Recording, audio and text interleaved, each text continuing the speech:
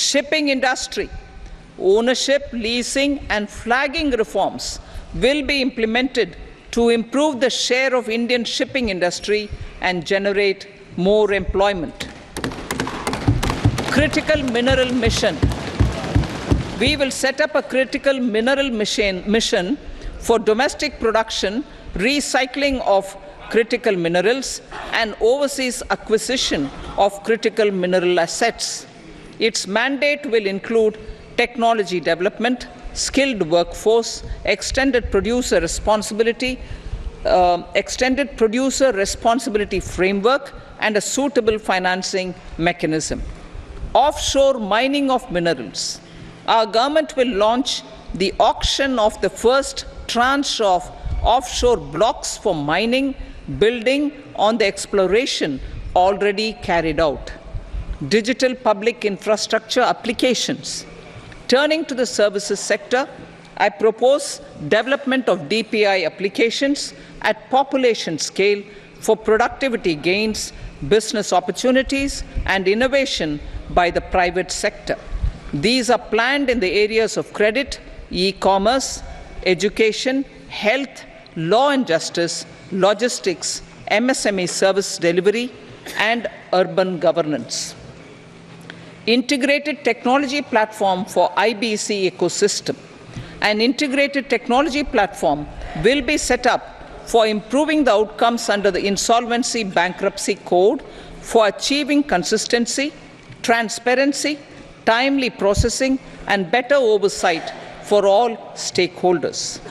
Voluntary closure of LLPs.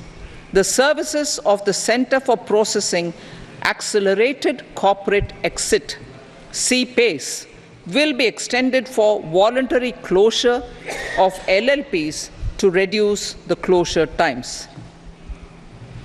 National Company Law Tribunals.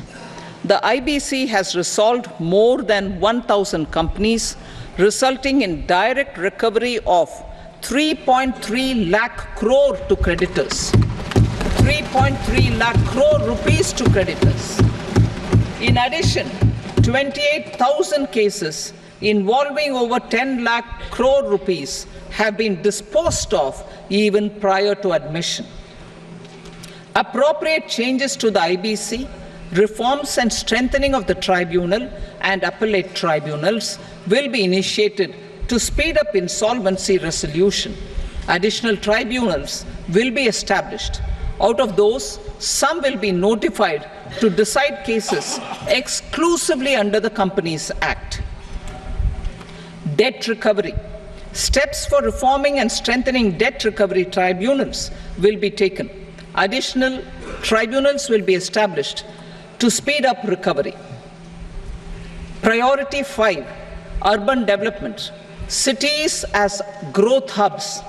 Working with states, our government will facilitate development of cities as growth hubs. This will be achieved through economic and transit planning and orderly development of peri-urban areas utilizing town planning schemes. Creative redevelopment of cities. For creative brownfield redevelopment of existing cities with a transformative impact, our government will formulate a framework for enabling policies, market-based mechanisms, and regulation. Transit-oriented development. Transit-oriented development plans for 14 large cities with a population above 30 lakh will be formulated, along with an implementation and financing strategy. Urban housing. Under the PM Awas Yojana, Urban 2.0, housing needs of 1 crore urban poor and middle-class families will be addressed with an investment of 10 lakh crore rupees. This will include the central assistance of 2.2 lakh crore rupees in the next 5 years.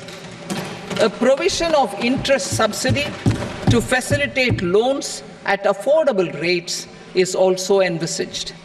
In addition, enabling policies and regulations for efficient and transparent rental housing Transparent rental housing markets with enhanced availability will also be put in place.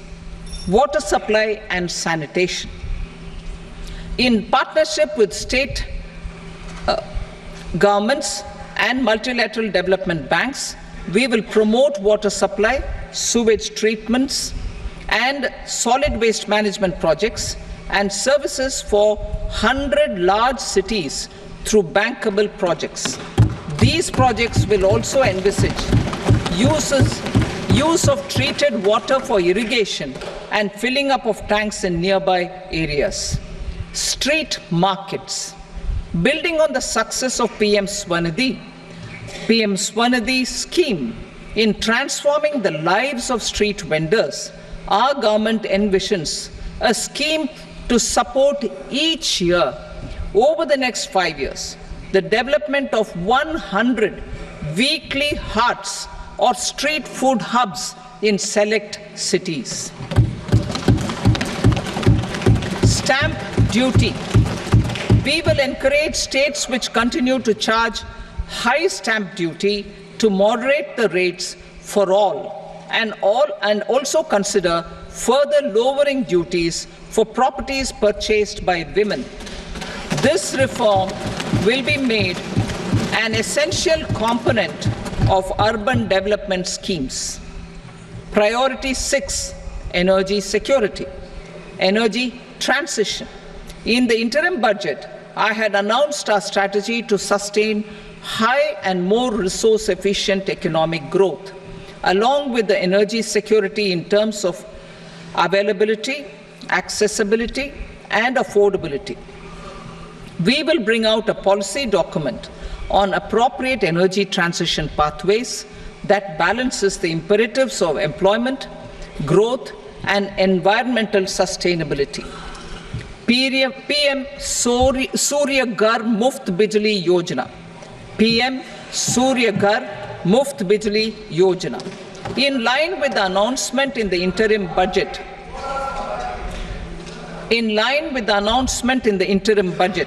PM Surya Ghar Muft Bijli Yojana has been launched to install rooftop solar plants to enable 1 crore households obtain free electricity up to 300 units every month. The scheme has generated remarkable response with more than 1.28 crore registrations and 14 lakh applications, and we will further encourage it. Pumped storage policy. A policy for promoting pumped storage projects will be brought out for electricity storage and facilitating smooth integration of the growing share of renewable energy with its variable and intermittent nature in the overall energy mix. Research and development of small and modular nuclear reactors.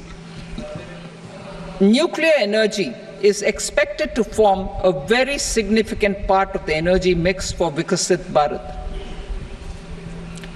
Towards that pursuit, our government will partner with the private sector for 1.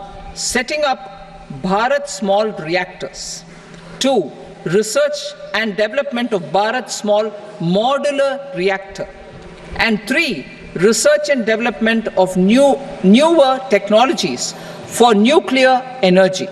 The R&D funding announced in the interim budget will be made available for this sector also. Advanced ultra supercritical thermal power plants. The development of indigenous technology for advanced ultra supercritical thermal power plants with much higher efficiency has been completed. A joint venture between NTPC and BHEL will set up a full-scale 800 megawatt commercial plant using AUSC technology. The government will provide the required fiscal support. Moving forward, development of indigenous capacity for the production of high-grade steel and other advanced metallurgy materials for these plants will result in strong spin-off benefits for the economy. Roadmap for hard-to-abate industries. A roadmap for moving the hard-to-abate industries from energy efficiency targets to emission targets will be formulated. Appropriate regulations for transition of these industries from the current perform, achieve and trade mode to Indian carbon market mode will be put in place. Support to traditional micro and small industries. An investment grade energy audit of traditional micro and small industries in 60 clusters, including brass and ceramic, will be facilitated. Financial support will be provided for shifting them to cleaner forms of energy and implementation of energy efficiency measures. The scheme will be replicated in another 100 clusters in the next phase. Priority 7, infrastructure investment by central government. Significant investment the central government has made over the years in building and improving infrastructure has had a strong multiplier effect on the economy. We will endeavour to maintain strong fiscal support for infrastructure over the next 5 years in conjunction with imperatives of other priorities and fiscal consolidation. This year, I have provided 11,11,111 crore rupees for capital expenditure. This would be 3.4% of our GDP. Infrastructure investment by state governments. We will encourage states to provide support of similar scale for infrastructure, subject to their development priorities.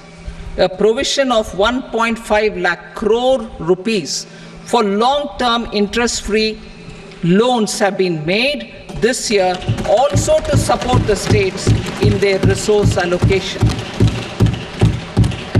Private investment in infrastructure. Investment in infrastructure by private sector will be promoted through viability gap funding and enabling policies and regulations. A market-based financing framework will be brought out. Pradhan Mantri Gram Sadak Yojana, Phase 4 of the PMGSY will be launched to provide all-weather connectivity to 25,000 rural habitations, which have become eligible in view of their population increase.